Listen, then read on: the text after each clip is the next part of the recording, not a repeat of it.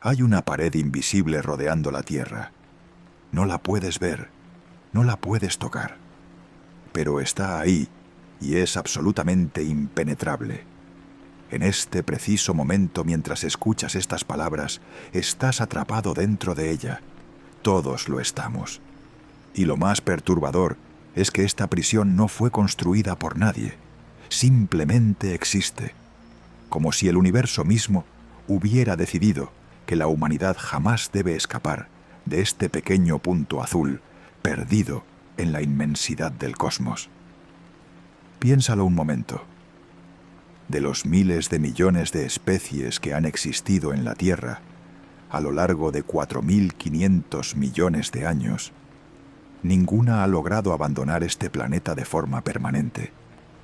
Ni los dinosaurios, que dominaron durante 160 millones de años, ni los insectos, que han sobrevivido a 5 extinciones masivas, ni siquiera nosotros, los humanos, que nos consideramos la especie más inteligente que jamás haya existido.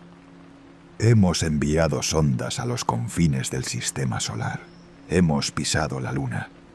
Hemos fotografiado agujeros negros a millones de años luz de distancia.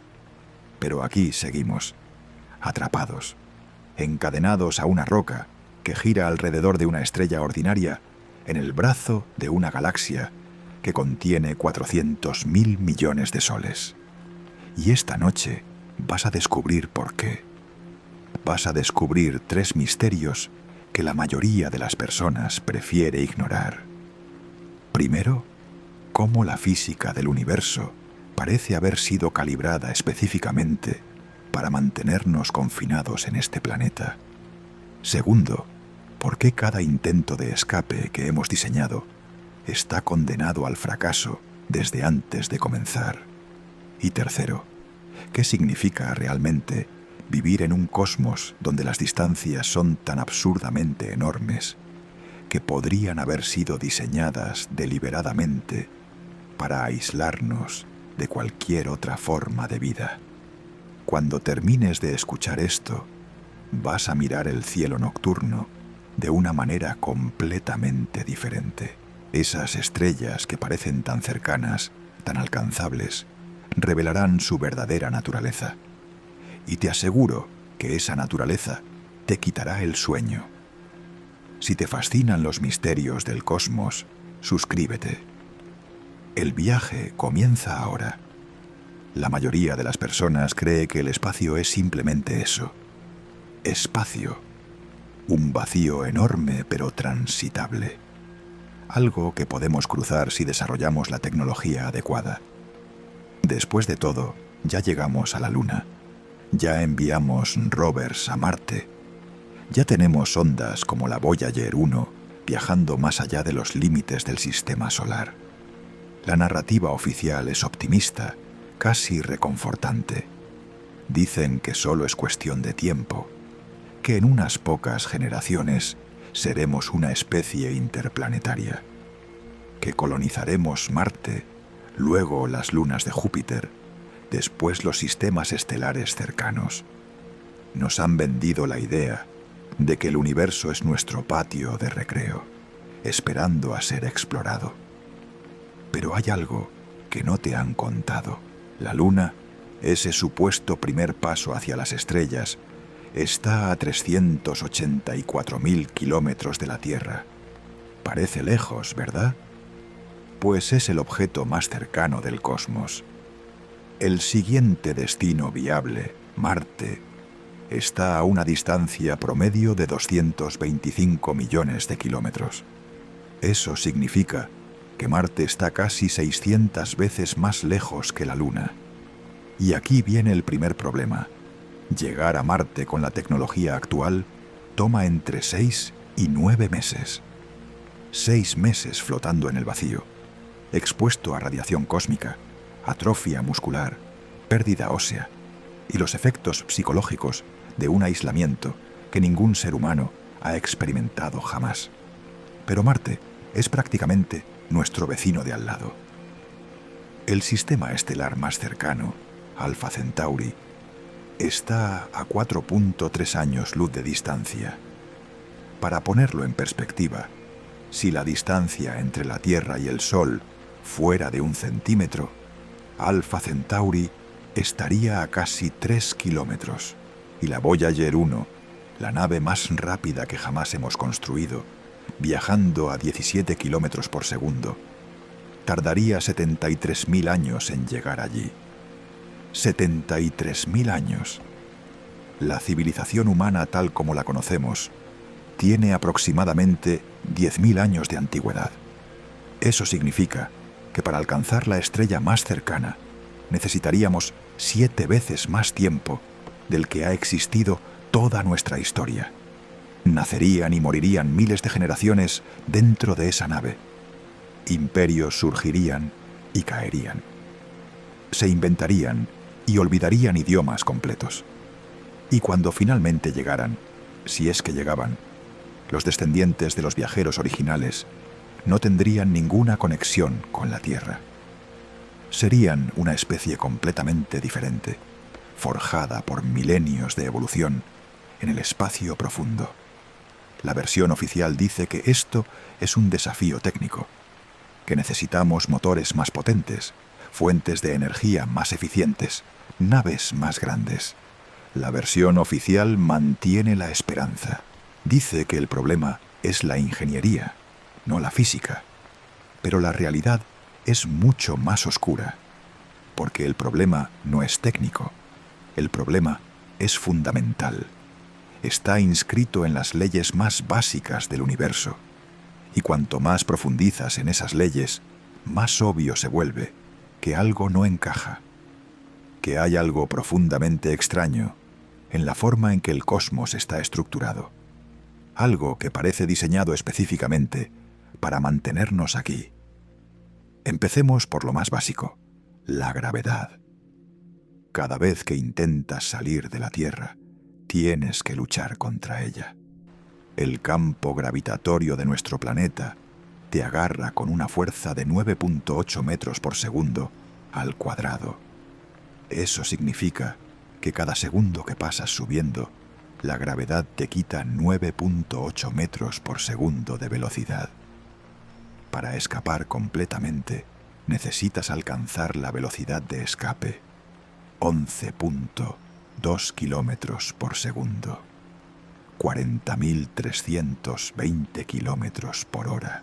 Y tienes que hacerlo luchando contra la atmósfera, que te frena, te calienta, te destroza si cometes el más mínimo error. Los cohetes químicos, la única tecnología que tenemos para salir del planeta, son absurdamente ineficientes. El 90% de un cohete es combustible. Solo un pequeño porcentaje es carga útil, y un porcentaje aún menor son los astronautas. Cada kilogramo que quieres llevar al espacio requiere quemar cientos de kilogramos de propelente. Es una ecuación brutal llamada la ecuación de Tsiolkovsky, y básicamente dice que cuanto más lejos quieres ir, exponencialmente más combustible necesitas. No linealmente, exponencialmente, lo cual significa que hay un límite físico a lo que podemos lograr con cohetes químicos, y ese límite está muy, muy por debajo de lo que necesitaríamos para viajes interestelares. Podrías pensar que la solución es desarrollar mejores tecnologías de propulsión, motores de iones, velas solares, propulsión nuclear, incluso motores de antimateria. Y sí, todas estas opciones son teóricamente superiores a los cohetes químicos, pero cada una tiene sus propios problemas insuperables. Los motores de iones son eficientes pero increíblemente lentos. Producen empujes tan pequeños que tardarían décadas en acelerar una nave a velocidades útiles. Las velas solares funcionan mientras estés cerca de una estrella, pero en el vacío interestelar, donde no hay luz solar que te empuje, son inútiles. La propulsión nuclear es prometedora pero increíblemente peligrosa, y la cantidad de material radiactivo necesario para un viaje interestelar haría que la nave fuera una bomba ambulante. Y la antimateria, la fuente de energía más potente que conocemos, tiene un pequeño problema. Producir un solo gramo de antimateria requiere más energía de la que toda la humanidad consume en un año. Y necesitarías toneladas de antimateria para un viaje a Alpha Centauri. Pero digamos que resolvemos todos estos problemas. Digamos que de alguna manera desarrollamos una tecnología de propulsión revolucionaria que nos permite viajar a una fracción significativa de la velocidad de la luz. Digamos 10% de la velocidad de la luz, 30.000 kilómetros por segundo. A esa velocidad, Alpha Centauri estaría a solo 43 años de viaje. Parece razonable, ¿verdad? Una misión de ida y vuelta en menos de un siglo. Excepto que hay otro problema. Un problema que nadie menciona en las películas de ciencia ficción. A 30.000 kilómetros por segundo, incluso una partícula de polvo del tamaño de un grano de arena impactaría con la energía de una bomba. El espacio interestelar no está completamente vacío. Hay átomos de hidrógeno dispersos, aproximadamente 1 por centímetro cúbico. A velocidades relativistas, estos átomos se convierten en proyectiles letales. Se llama el problema de la radiación interestelar y no tiene solución conocida. Cualquier escudo lo suficientemente grueso para proteger la nave sería tan pesado que no podrías acelerarlo. Y cualquier nave lo suficientemente ligera para acelerar sería destruida por el medio interestelar. Así que ahí lo tienes. No puedes quedarte quieto porque las distancias son absurdas. No puedes ir rápido porque te destruye la radiación. Y no puedes ir lento porque no vivirías lo suficiente para llegar. Es un callejón sin salida perfecto, una trampa cósmica diseñada con precisión matemática. Y esto es solo la superficie, porque aún no hemos hablado de lo que te espera si de alguna manera logras salir de la Tierra y sobrevivir al viaje. Aún no hemos hablado de lo que el espacio profundo le hace al cuerpo humano. Aún no hemos hablado de por qué el universo parece tan vacío, tan muerto, tan deliberadamente silencioso. La versión oficial dice que somos pioneros al borde de una nueva era de exploración, que estamos a punto de dar el salto a las estrellas, que el futuro de la humanidad está allá afuera, esperándonos. Pero cuando miras los números reales, cuando entiendes las limitaciones físicas reales, cuando comprendes la escala verdadera del cosmos, una conclusión diferente empieza a formarse. Una conclusión incómoda. Una conclusión que nadie quiere admitir. Que tal vez no se supone que escapemos. Que tal vez este planeta, esta pequeña roca azul, perdida en la inmensidad, es exactamente donde debemos estar. Que tal vez las leyes de la física, las distancias imposibles, la hostilidad del espacio, no son obstáculos a superar. Son barrotes. Son los muros de una prisión cósmica tan perfectamente diseñada que ni siquiera la reconocemos como tal. Y en la próxima parte vamos a profundizar en el diseño de esta prisión. Vamos a examinar cada una de las capas que nos mantienen confinados. Vamos a ver cómo la velocidad de la luz, esa constante aparentemente arbitraria, actúa como un límite absoluto que garantiza nuestro aislamiento eterno. Vamos a entender por qué, sin importar cuánto avance nuestra tecnología, ciertas barreras jamás podrán ser cruzadas. Porque lo que has escuchado hasta ahora es solo el comienzo. La verdadera profundidad de nuestra prisión es mucho mayor de lo que imaginas. Y cuando la comprendas, nunca volverás a ver el universo de la misma manera. La velocidad de la luz es el muro más perfecto jamás construido. No necesita guardias, no necesita mantenimiento. No puede ser derribado, esquivado ni perforado. Simplemente existe, inmutable, absoluto, como una ley escrita en el tejido mismo de la realidad. 300.000 kilómetros por segundo. Esa es la velocidad máxima que cualquier cosa con masa puede aproximarse, pero jamás alcanzar.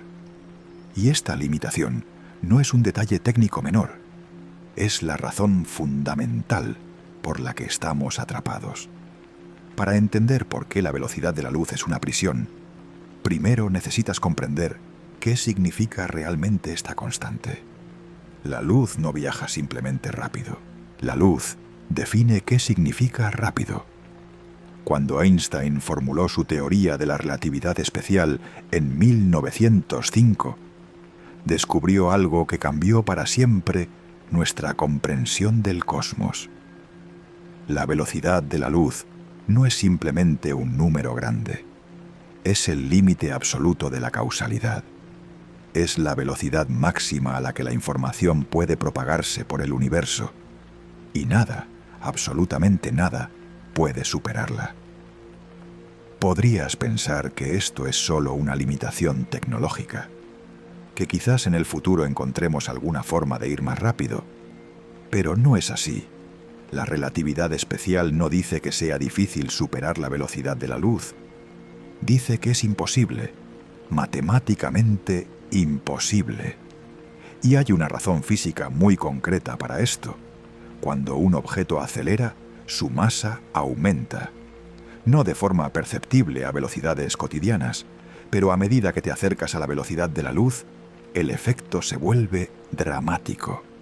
90% de la velocidad de la luz, tu masa efectiva se ha duplicado. 99% se ha multiplicado por 7. 99.9% por más de 22. Y esto significa que cada incremento adicional de velocidad requiere exponencialmente más energía. Para alcanzar la velocidad de la luz exactamente, necesitarías energía infinita, literalmente infinita. Toda la energía del universo observable no sería suficiente para acelerar ni siquiera un electrón a la velocidad de la luz. Esto no es una barrera tecnológica, es una barrera ontológica. Está inscrita en las ecuaciones que gobiernan la realidad. Y lo más perturbador es lo conveniente que resulta esta limitación para mantenernos aislados. Considera esto. Si la velocidad de la luz fuera 1000 veces mayor, las distancias interestelares seguirían siendo enormes, pero los tiempos de viaje serían manejables. Alpha Centauri estaría a solo 16 horas de viaje a esta hipotética velocidad de la luz más rápida. Podríamos enviar sondas a sistemas cercanos y recibir datos en cuestión de días. La exploración interestelar sería rutinaria, pero no. La velocidad de la luz tiene exactamente el valor que tiene, un valor que hace que incluso la estrella más cercana esté a años de distancia viajando a la máxima velocidad posible. Y aquí viene algo aún más extraño. La velocidad de la luz no solo limita qué tan rápido podemos viajar, también limita qué tan rápido podemos comunicarnos. Si enviáramos un mensaje de radio a Alpha Centauri hoy, tardaría 4 años y 3 meses en llegar. Y la respuesta tardaría otros 4 años y 3 meses en regresar. Una conversación de ida y vuelta tomaría casi 9 años. Con la galaxia de Andrómeda, la respuesta tardaría 5 millones de años. Cualquier civilización que pudiera existir allí habría evolucionado completamente o extinguido antes de recibir nuestra respuesta. El universo no solo es grande, es comunicacionalmente fragmentado.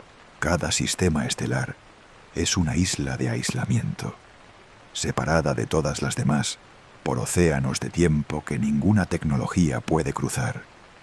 Y nosotros estamos en una de esas islas, gritando al vacío, sin posibilidad de escuchar una respuesta en escalas de tiempo humanas.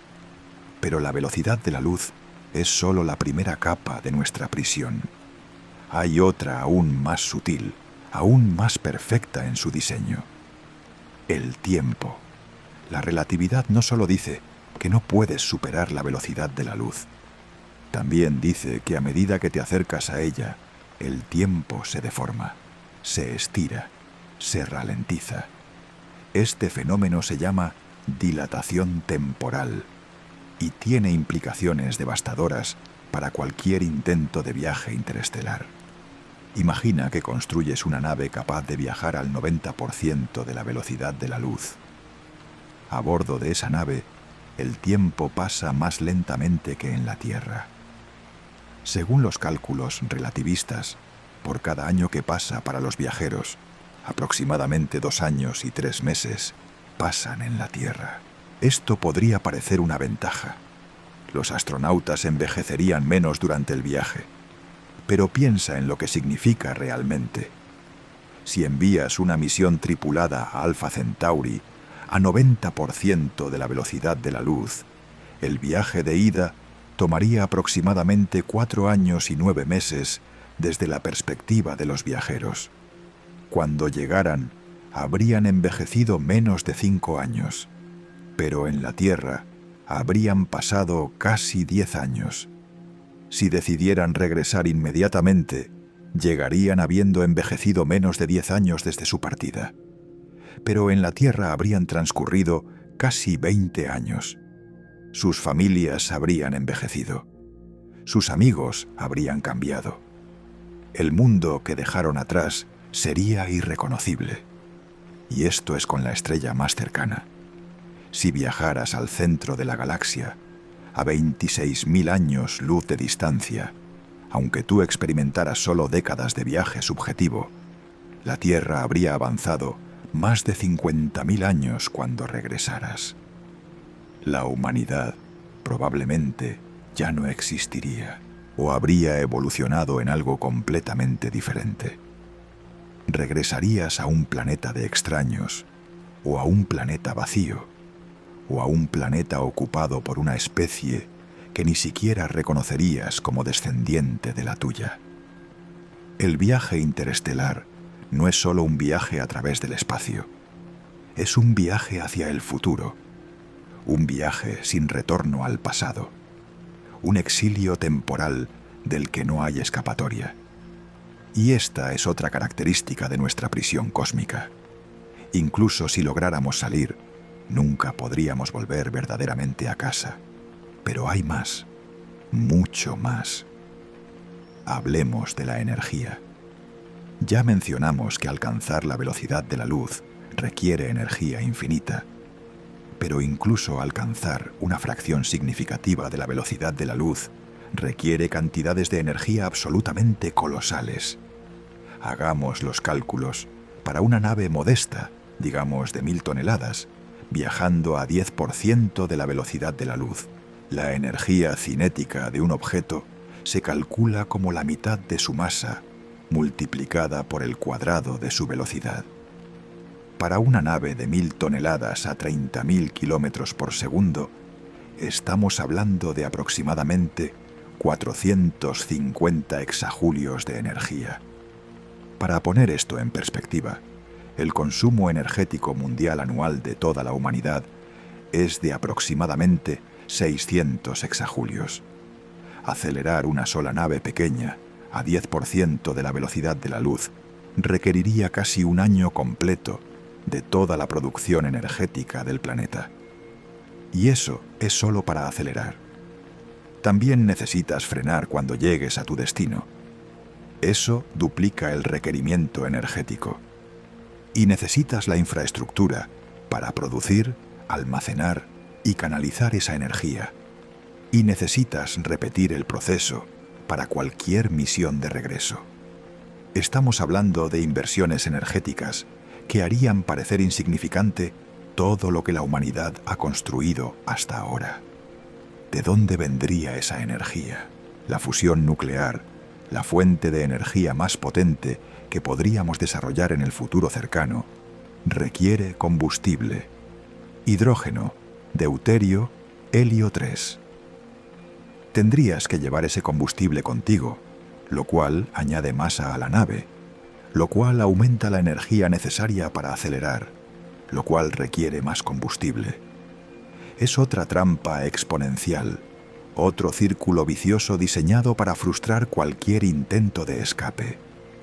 Algunos físicos han propuesto el concepto de la nave Bussard, un ramjet interestelar que recolectaría hidrógeno del medio interestelar mientras viaja, usando campos magnéticos enormes como una red de pesca cósmica.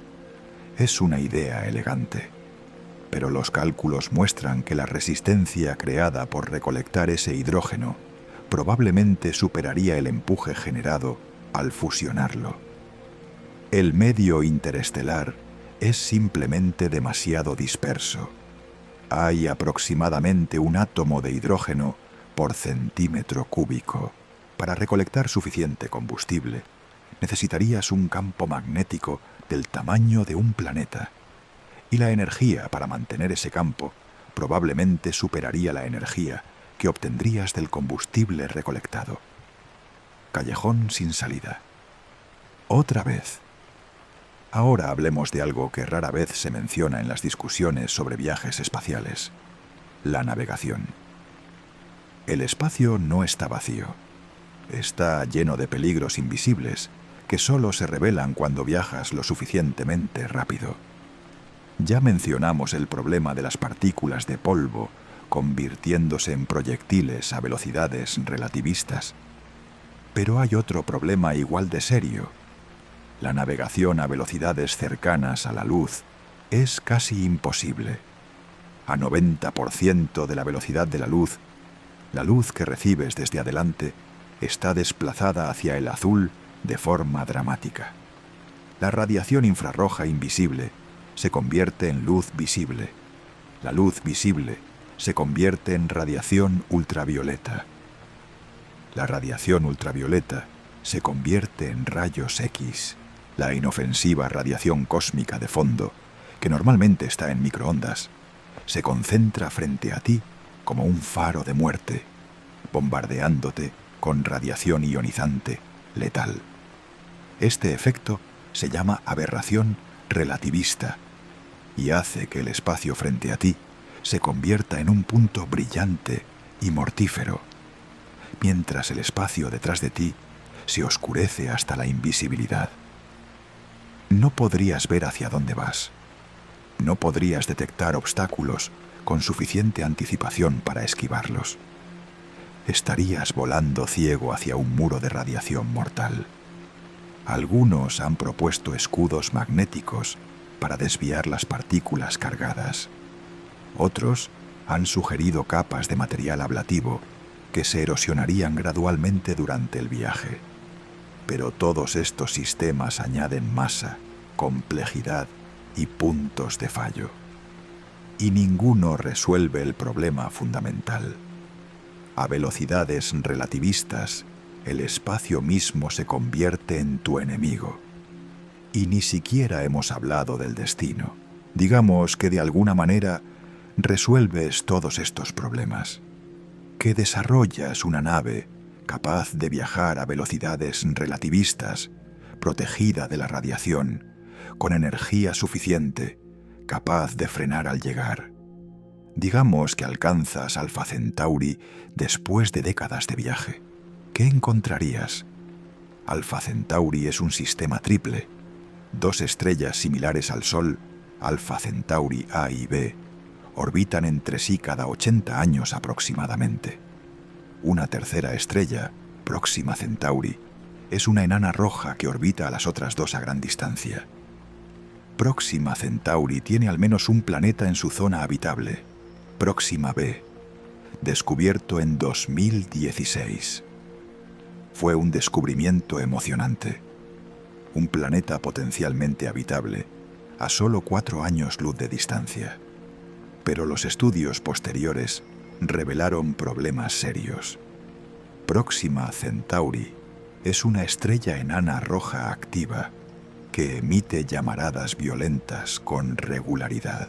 En marzo de 2017, los astrónomos detectaron una llamarada que hizo que Próxima Centauri brillara 1000 veces más de lo normal durante 10 segundos. Esta llamarada habría bombardeado a Próxima B con una dosis de radiación equivalente a 4000 veces la radiación letal para un ser humano. Y estas llamaradas ocurren con frecuencia. Cualquier vida en la superficie de Próxima B estaría constantemente bombardeada por radiación esterilizante. La atmósfera, si alguna vez existió, probablemente fue arrancada hace miles de millones de años. Y debido a que el planeta está tan cerca de su estrella, probablemente tiene rotación sincrónica, con un lado permanentemente iluminado y otro permanentemente oscuro. Las temperaturas en el lado diurno podrían derretir plomo. Las temperaturas en el lado nocturno podrían congelar el aire. Este es nuestro vecino más cercano. Este es el destino más accesible fuera del sistema solar. Y es un infierno inhabitable. Los siguientes sistemas estelares más cercanos no son mejores. La estrella de Barnard, a 6 años luz, es otra enana roja con los mismos problemas de radiación. Wolf 359, a 8 años luz, es aún peor, una de las estrellas más activas conocidas. Lalande 21185, a 8 años luz, no tiene planetas confirmados. Sirius, la estrella más brillante del cielo nocturno, está a 8 años luz y medio, pero es una estrella binaria con una enana blanca como compañera, lo cual crea un entorno orbital caótico e inhóspito. El sistema estelar más prometedor, dentro de un radio de 20 años luz, es probablemente Tau Ceti, a 12 años luz. Tiene varios planetas candidatos, algunos potencialmente en la zona habitable. Pero Tau Ceti también tiene un disco de escombros masivo, con 10 veces más cometas y asteroides que nuestro sistema solar. Cualquier planeta habitable allí sería bombardeado constantemente por impactos devastadores. ¿Ves el patrón? No es solo que el viaje interestelar sea imposiblemente difícil, es que incluso si llegáramos a algún lugar, probablemente no encontraríamos nada habitable. El universo cercano parece diseñado para la decepción. Las estrellas más accesibles son enanas rojas violentas. Los planetas más cercanos son mundos infernales. Los sistemas más prometedores están plagados de cometas asesinos. La Tierra, este pequeño planeta que a veces damos por sentado, es un oasis estadísticamente improbable en un desierto cósmico de hostilidad. Está a la distancia perfecta de una estrella estable. Tiene un campo magnético que desvía la radiación solar. Tiene una atmósfera que equilibra la temperatura y bloquea los rayos ultravioleta. Tiene una luna gigante que estabiliza su eje de rotación. Tiene placas tectónicas que reciclan el carbono y regulan el clima. Tiene agua líquida en abundancia. Tiene todo lo necesario para la vida compleja y está rodeada por un cosmos que parece haber sido diseñado específicamente para que nunca la abandonemos. La velocidad de la luz nos aísla temporalmente de cualquier otra estrella. Las distancias interestelares nos aíslan espacialmente. La energía requerida para el viaje nos aísla económicamente. La radiación del espacio profundo nos aísla biológicamente.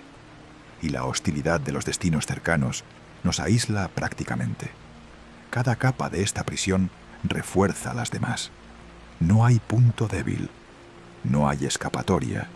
No hay truco ingenioso que resuelva todos los problemas simultáneamente. Porque no estamos luchando contra un obstáculo. Estamos luchando contra la estructura misma de la realidad. Y lo más inquietante de todo es preguntarse, ¿por qué? ¿Por qué el universo tiene exactamente estas propiedades? ¿Por qué la velocidad de la luz es exactamente lo suficientemente lenta para aislarnos, pero lo suficientemente rápida para parecer inalcanzable?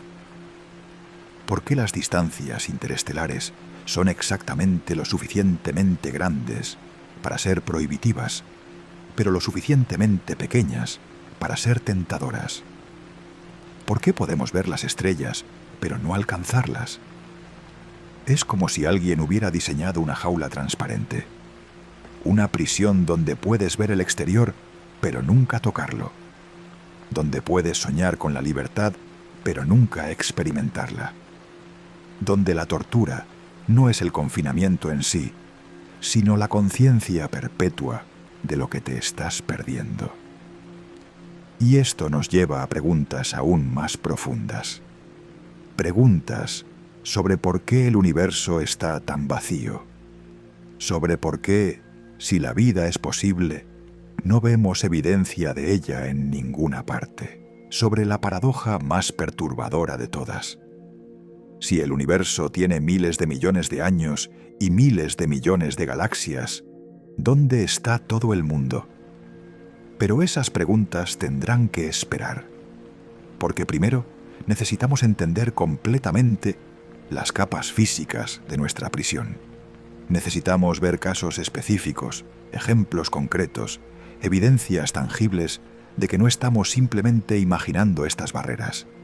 Y eso es exactamente lo que exploraremos a continuación.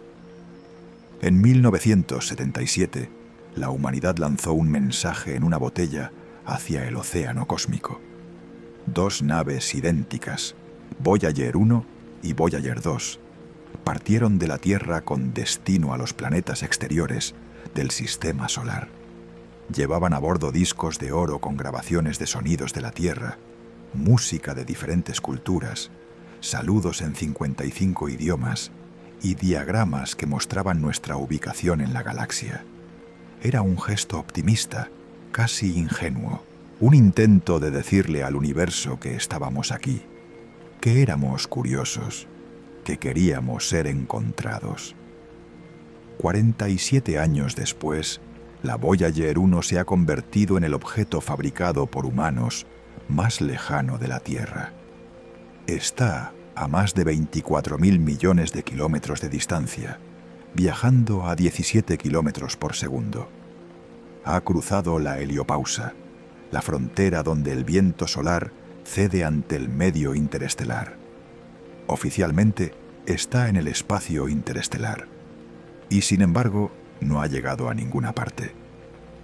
A su velocidad actual, la Voyager 1 tardará aproximadamente 40.000 años en pasar cerca de la estrella más cercana en su trayectoria, una enana roja llamada Gliese 445, que para entonces se habrá acercado a nosotros debido al movimiento propio de las estrellas. Y cuando pase, lo hará a una distancia de aproximadamente 1 año luz. No entrará en órbita, no aterrizará en ningún planeta, simplemente pasará de largo, como un náufrago que ve una isla en el horizonte, pero no puede alcanzarla. Esta es la realidad del viaje interestelar con nuestra tecnología actual. 40.000 años para un sobrevuelo distante de una estrella. Y la Voyager ni siquiera fue diseñada para eso. Su misión era estudiar Júpiter, Saturno, Urano y Neptuno. El hecho de que siga funcionando después de tantas décadas es un testimonio de la ingeniería de los años 70, pero también un recordatorio de lo lento que es todo. La Voyager 1 transmite datos usando una antena de 3,5 metros de diámetro y un transmisor de 23 vatios, aproximadamente la potencia de una bombilla de refrigerador. A 24.000 millones de kilómetros de distancia, la señal que recibimos en la Tierra es tan débil que se necesitan las antenas más grandes del mundo para detectarla. El retraso de comunicación es de más de 22 horas. Enviar un comando y recibir confirmación toma casi 2 días, y esto es apenas el borde del sistema solar. Alpha Centauri está casi 2.000 veces más lejos. Pero la Voyager nos ha enseñado algo valioso. nos ha mostrado la frontera real de nuestro confinamiento. Porque antes de que una nave pueda siquiera intentar el viaje interestelar, tiene que escapar del sistema solar. Y escapar del sistema solar es mucho más difícil de lo que parece. Más allá de la órbita de Neptuno existe una vasta región llamada el Cinturón de Kuiper. Se extiende desde aproximadamente 30 hasta 50 unidades astronómicas del Sol, donde una unidad astronómica es la distancia entre la Tierra y el Sol, unos 150 millones de kilómetros. El Cinturón de Kuiper contiene millones de objetos helados, algunos del tamaño de planetas enanos como Plutón, Eris y Makemake. Atravesarlo a alta velocidad sería como cruzar un campo minado. Pero el Cinturón de Kuiper es solo el principio. Más allá de él, extendiéndose quizás hasta 100.000 unidades astronómicas del Sol, casi 2 años luz de distancia, está la nube de Oort. Esta esfera hipotética de cometas marca el verdadero borde del sistema solar, el límite de la influencia gravitatoria del Sol. Se estima que contiene billones de objetos, desde pequeñas bolas de hielo hasta núcleos cometarios de decenas de kilómetros de diámetro. Ninguna nave humana ha atravesado la nube de Oort. De hecho, la Voyager 1, a pesar de estar en el espacio interestelar, según algunas definiciones, no entrará en la nube de Oort hasta dentro de aproximadamente 300 años, y tardará 30.000 años en atravesarla completamente. 30.000 años simplemente para salir del sistema solar. Esta es otra capa de la prisión que rara vez se menciona. Antes de enfrentarnos a las distancias interestelares, tenemos que atravesar nuestro propio patio trasero cósmico. Y ese patio trasero es inmenso, peligroso y oscuro. Los objetos de la nube de Oort no reflejan luz solar porque están demasiado lejos del Sol. Son invisibles hasta que caen hacia el interior del sistema solar, calentándose y desarrollando las colas brillantes que reconocemos como cometas. Navegar a través de la nube de Oort a velocidades relativistas sería como caminar vendado por un bosque lleno de obstáculos. No puedes ver lo que hay delante, no puedes esquivar a tiempo, y un impacto con cualquier objeto, por pequeño que sea, significaría la destrucción instantánea. Pero supongamos que resolvemos todos estos problemas. Supongamos que desarrollamos sensores capaces de detectar objetos fríos y oscuros a distancias de millones de kilómetros. Supongamos que nuestras naves pueden maniobrar a velocidades relativistas para esquivar obstáculos. Supongamos que logramos atravesar el cinturón de Kuiper y la nube de Oort sin incidentes. Aún tendríamos que enfrentarnos al medio interestelar. El espacio entre las estrellas no está completamente vacío. Contiene gas extremadamente difuso, principalmente hidrógeno y helio, a densidades de aproximadamente 1 átomo por centímetro cúbico. También contiene polvo cósmico, pequeñas partículas de silicatos y carbono formadas en las atmósferas de estrellas moribundas. Y contiene rayos cósmicos, partículas subatómicas aceleradas a velocidades cercanas a la luz por supernovas, agujeros negros y otros fenómenos violentos. Los rayos cósmicos son particularmente problemáticos. Están compuestos principalmente por protones, pero también incluyen núcleos de elementos más pesados, como hierro y níquel. Viajan a velocidades tan cercanas a la luz que tienen energías enormes, miles de veces mayores que las partículas producidas en los aceleradores más potentes de la Tierra. Cuando estos rayos cósmicos impactan material, producen cascadas de partículas secundarias que pueden dañar electrónica, corromper datos y, lo más importante, destruir tejido vivo. En la Tierra estamos protegidos de los rayos cósmicos por la atmósfera y el campo magnético. En el espacio profundo no hay protección natural. Los astronautas en la Estación Espacial Internacional, a solo 400 kilómetros de altitud, reciben dosis de radiación 10 veces mayores que en la superficie. Aún están parcialmente protegidos por el campo magnético terrestre. En el espacio interestelar, la exposición sería mucho mayor. Se estima que un viaje a Marte de 6 meses expondría a los astronautas a aproximadamente 300 milisieverts de radiación, el equivalente a 150 radiografías de tórax. Esto aumenta significativamente el riesgo de cáncer y otros problemas de salud. Un viaje interestelar de décadas multiplicaría esta exposición por órdenes de magnitud. Sin una protección efectiva, los viajeros desarrollarían enfermedades por radiación, cataratas, deterioro cognitivo y cáncer casi con certeza. ¿Y cuál es la solución? Escudos de material denso, como plomo o agua, pueden bloquear algunos rayos cósmicos, pero los más energéticos simplemente atraviesan cualquier escudo razonable. Campos magnéticos artificiales podrían desviar las partículas cargadas, pero generar campos lo suficientemente intensos requeriría cantidades enormes de energía y superconductores que probablemente no funcionarían durante décadas sin mantenimiento. Ninguna tecnología actual o previsible ofrece protección completa contra la radiación cósmica. Esto significa que cualquier viajero interestelar estaría condenado a una muerte lenta por radiación. Incluso si la nave sobreviviera el viaje, sus ocupantes probablemente no lo harían. La prisión cósmica no solo nos impide viajar, nos mata si lo intentamos. Pero hay otro factor que casi nunca se discute. Un factor que hace que todo lo anterior parezca manejable en comparación. El cuerpo humano no fue diseñado para el espacio.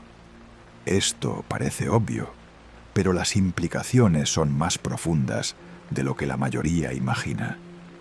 Después de décadas de investigación en estaciones espaciales, hemos documentado lo que la microgravedad le hace al cuerpo. Y no es agradable.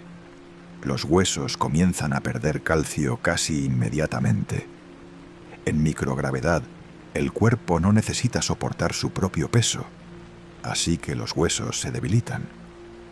Los astronautas pierden entre 1 y 2% de masa ósea por mes en el espacio. En un viaje de 10 años, esto significaría una pérdida de más del 50% de la masa ósea. Los huesos se volverían tan frágiles que un simple movimiento podría causar fracturas. Los músculos se atrofian por la misma razón. Sin gravedad que resistir, los músculos no tienen trabajo que hacer y se debilitan. Los astronautas en la Estación Espacial Internacional hacen ejercicio 2 horas diarias para combatir esto, pero aún así regresan a la Tierra significativamente más débiles. Un viaje de décadas causaría atrofia muscular severa, dejando a los viajeros incapaces de funcionar en un planeta con gravedad normal. Los fluidos corporales se redistribuyen.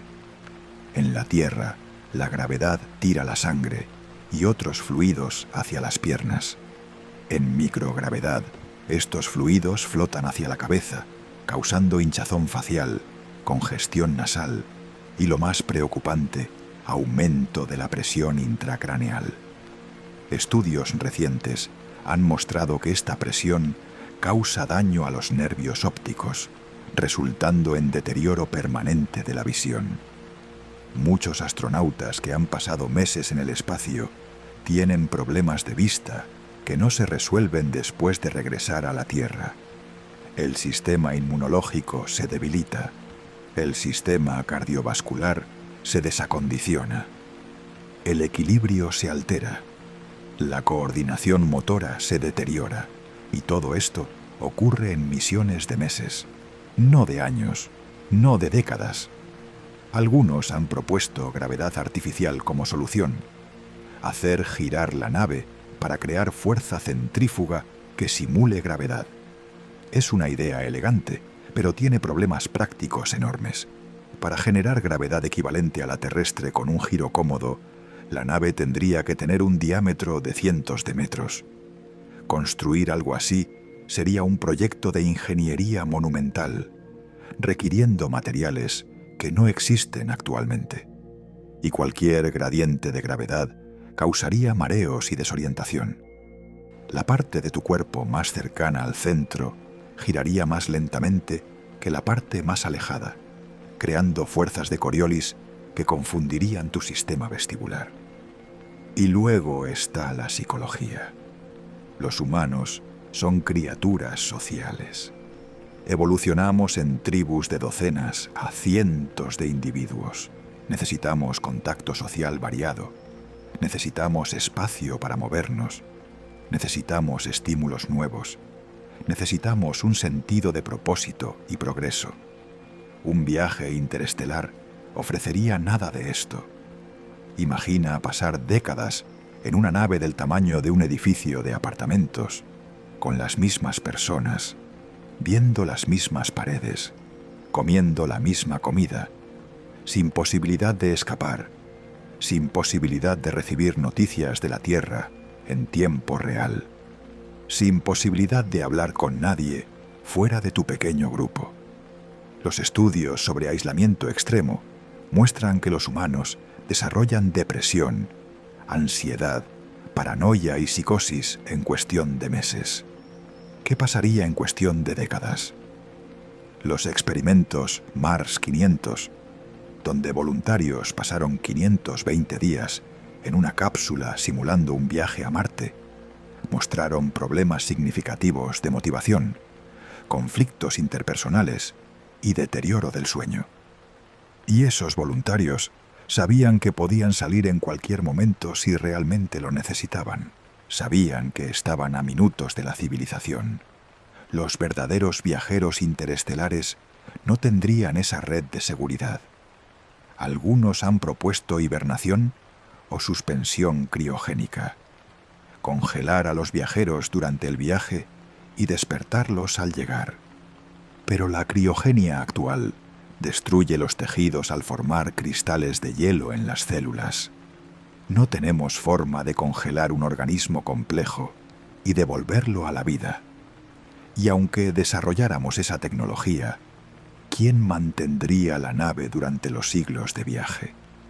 ¿Quién repararía los sistemas que inevitablemente fallarían? ¿Quién tomaría decisiones si surgieran imprevistos? La alternativa es una nave generacional, donde los viajeros originales vivirían y morirían a bordo, y sus descendientes continuarían el viaje. Pero esto plantea problemas éticos enormes. ¿Es moral traer hijos a un mundo del que nunca podrán escapar? ¿Es justo condenar a generaciones no nacidas a vivir y morir en una cápsula de metal flotando en el vacío? ¿Y cómo mantendría esa sociedad aislada la estabilidad durante siglos?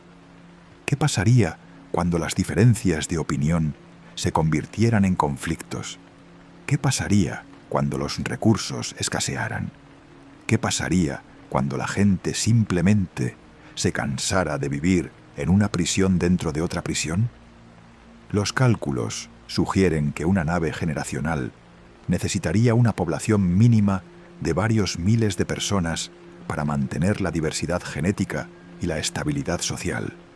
Construir, lanzar y mantener una nave capaz de sostener a miles de personas durante siglos está más allá de cualquier capacidad tecnológica que podamos imaginar razonablemente. Así que ahí lo tienes. Los barrotes físicos de nuestra prisión cósmica. La velocidad de la luz nos prohíbe viajar rápido. Las distancias nos prohíben viajar corto. La energía nos prohíbe impulsar naves suficientes. La radiación nos prohíbe sobrevivir al viaje. La biología nos prohíbe mantener nuestros cuerpos. La psicología nos prohíbe mantener nuestras mentes. Cada capa refuerza a las demás. No hay punto débil, no hay escapatoria elegante.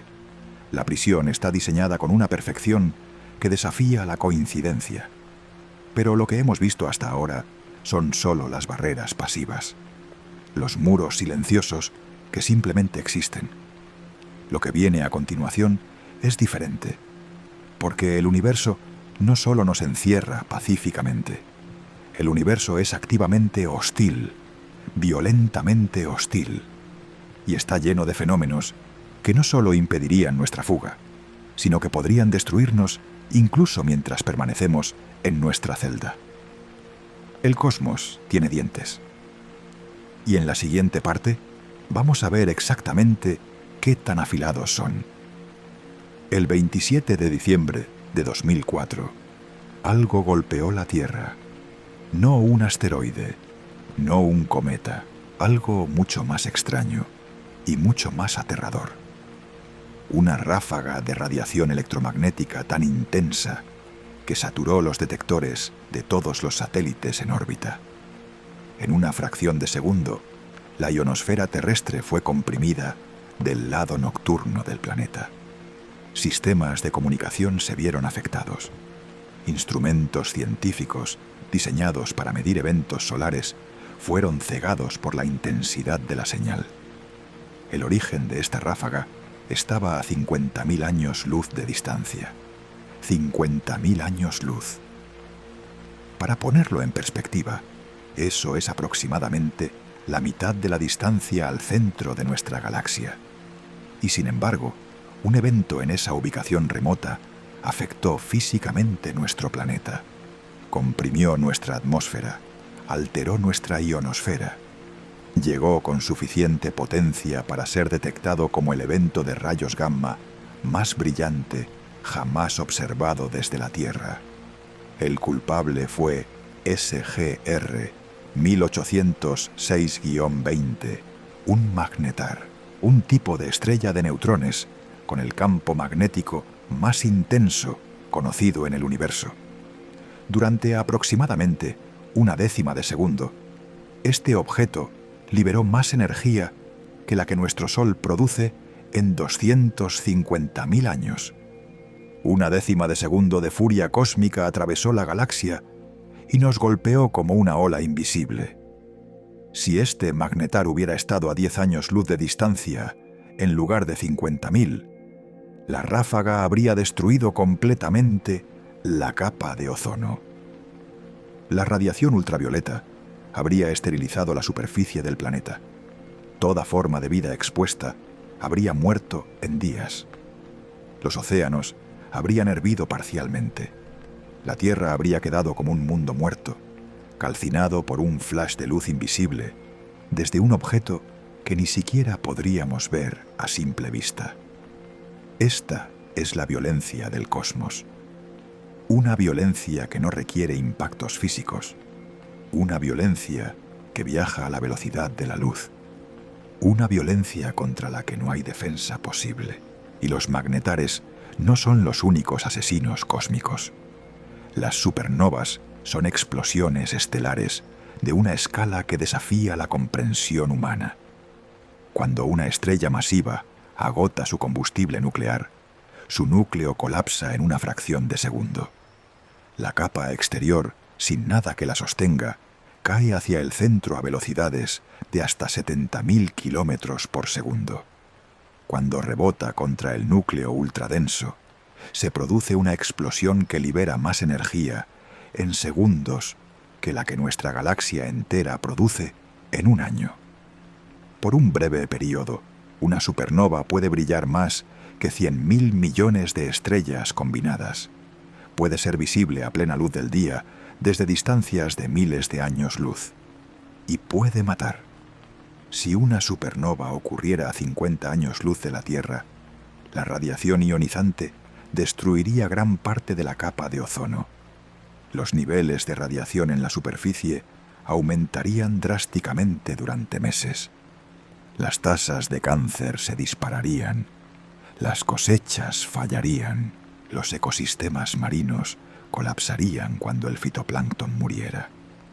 Algunos científicos especulan que la extinción masiva del Ordovícico silúrico hace 445 millones de años, cuando desapareció el 85% de las especies marinas, pudo haber sido causada por una supernova cercana. A 25 años luz, los efectos serían catastróficos.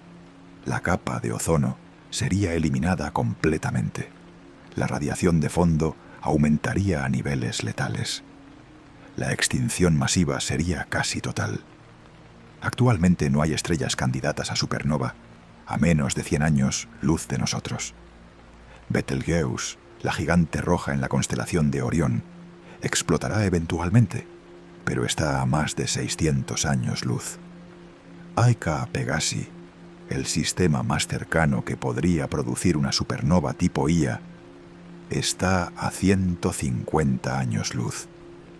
Parecemos estar seguros, por ahora, pero las supernovas normales son eventos menores comparados con sus primas más violentas, las hipernovas y los estallidos de rayos gamma.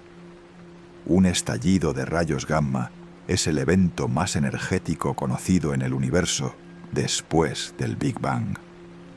Ocurre cuando una estrella extremadamente masiva colapsa directamente en un agujero negro, o cuando dos estrellas de neutrones colisionan. En ese momento se liberan chorros de radiación gamma en direcciones opuestas, como los haces de un faro cósmico de muerte. Si uno de esos chorros apuntara hacia la Tierra, incluso desde miles de años luz de distancia, las consecuencias serían apocalípticas. La radiación gamma convertiría el nitrógeno atmosférico en óxidos de nitrógeno, que destruirían el ozono y crearían una niebla marrón que bloquearía la luz solar. La fotosíntesis cesaría. Las cadenas alimenticias colapsarían. Un invierno nuclear sin guerra nuclear. Los estallidos de rayos gamma son relativamente raros en galaxias como la nuestra, quizás uno cada 100.000 años, pero han ocurrido miles de veces a lo largo de la historia de la Tierra. Es posible que varios eventos de extinción hayan sido causados o agravados por estos destellos mortales desde las profundidades del espacio. Y lo más aterrador es que no hay advertencia. Los rayos gamma viajan a la velocidad de la luz. No podemos ver el estallido antes de que llegue, porque la luz del estallido es el estallido. Para cuando detectas que algo ha ocurrido, ya te ha golpeado. Pero la violencia cósmica no solo viene de estrellas moribundas, viene también del corazón de las galaxias. En el centro de la Vía Láctea, a 26.000 años luz de distancia, hay un monstruo durmiendo. Se llama Sagitario A estrella y es un agujero negro supermasivo con una masa de 4 millones de soles. Actualmente está relativamente tranquilo, alimentándose ocasionalmente de gas y polvo que cae hacia él. Pero no siempre fue así. Estudios recientes sugieren que hace aproximadamente 3 millones de años, Sagitario A estrella experimentó un período de actividad violenta. Emitió conos de radiación que se extendieron sobre y bajo el plano galáctico, visibles hoy como las llamadas burbujas de Fermi, estructuras enormes de rayos gamma que se extienden 25.000 años luz por encima y por debajo del centro galáctico. Hace 3 millones de años, nuestros ancestros Australopithecus caminaban por las sabanas africanas sin ninguna comprensión de que el núcleo de su galaxia estaba experimentando una erupción colosal. Es posible que observaran un brillo inusual en el cielo nocturno, sin entender que estaban presenciando la furia de un agujero negro despertando brevemente de su siesta. Si Sagitario A estrella se activara completamente, convirtiéndose en lo que llamamos un núcleo galáctico activo, las consecuencias para la Tierra son inciertas, pero potencialmente devastadoras. La radiación aumentaría significativamente, los rayos cósmicos se intensificarían. Y aunque estamos a 26.000 años luz de distancia, la escala del evento sería tan inmensa que incluso nuestra posición remota podría no ser suficiente protección. Afortunadamente, Sagitario A estrella no tiene el combustible necesario para activarse completamente en el futuro previsible. Pero otras galaxias no tienen tanta suerte. Los cuásares, los núcleos galácticos más luminosos del universo, emiten cantidades de energía inimaginables. Un solo cuásar puede brillar más que toda la galaxia que lo contiene. Cualquier planeta dentro de miles de años, luz de un cuásar activo, sería esterilizado por la radiación. Vivimos en una galaxia relativamente tranquila, con un agujero negro central relativamente dormido. Pero eso es pura casualidad. En otras partes del universo, la vida inteligente, si es que surge, tendría que desarrollarse bajo la sombra constante de un monstruo activo en el corazón de su galaxia. Y luego están las colisiones. Las galaxias no están fijas en el espacio. Se mueven, se atraen, colisionan.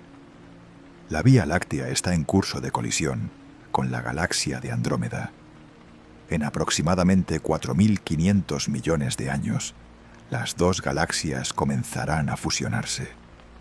El proceso tomará otros 1.000 millones de años, durante los cuales las estrellas de ambas galaxias se mezclarán en un ballet gravitatorio caótico.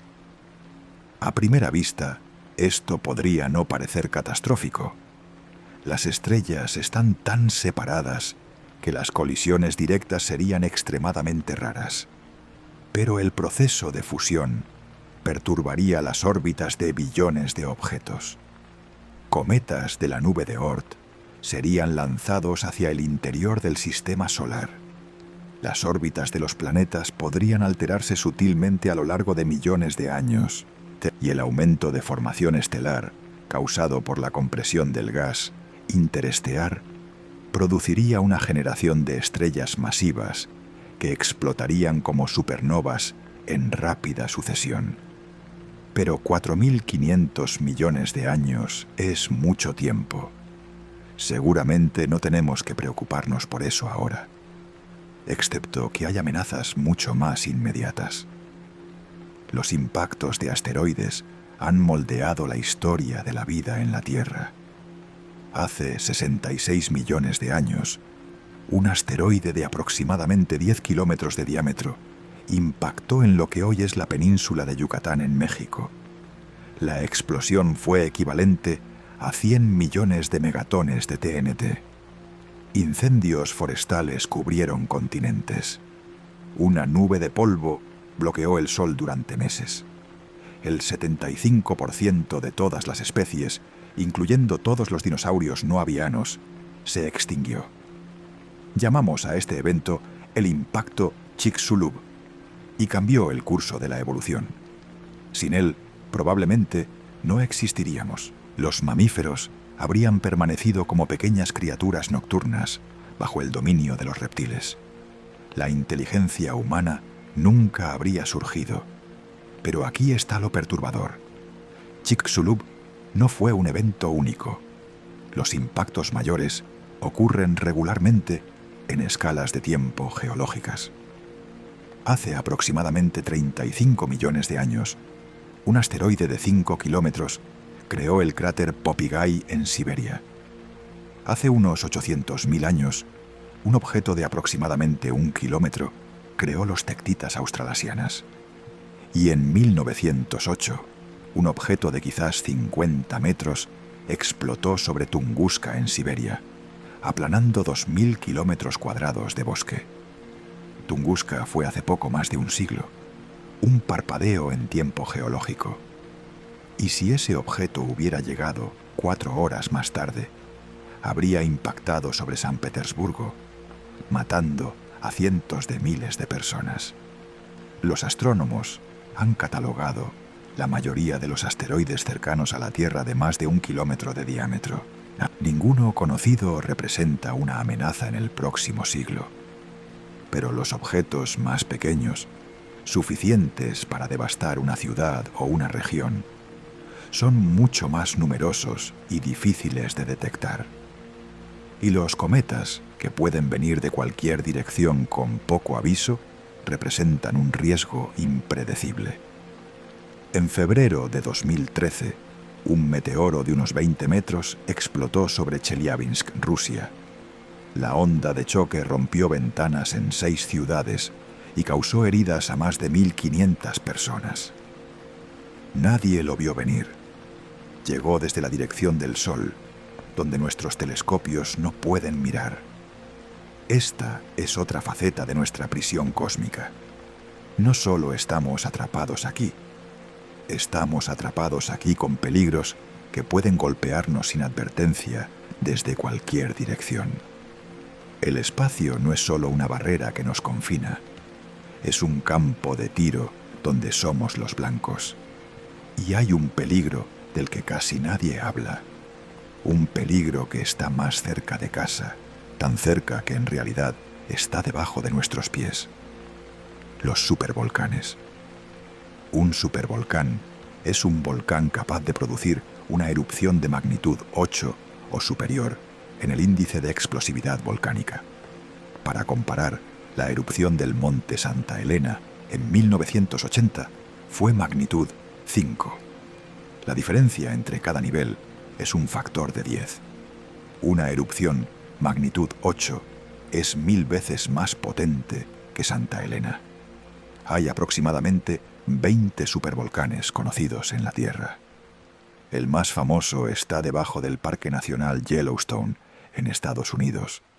La última supererupción de Yellowstone ocurrió hace 640.000 años, arrojando más de 1.000 kilómetros cúbicos de material volcánico.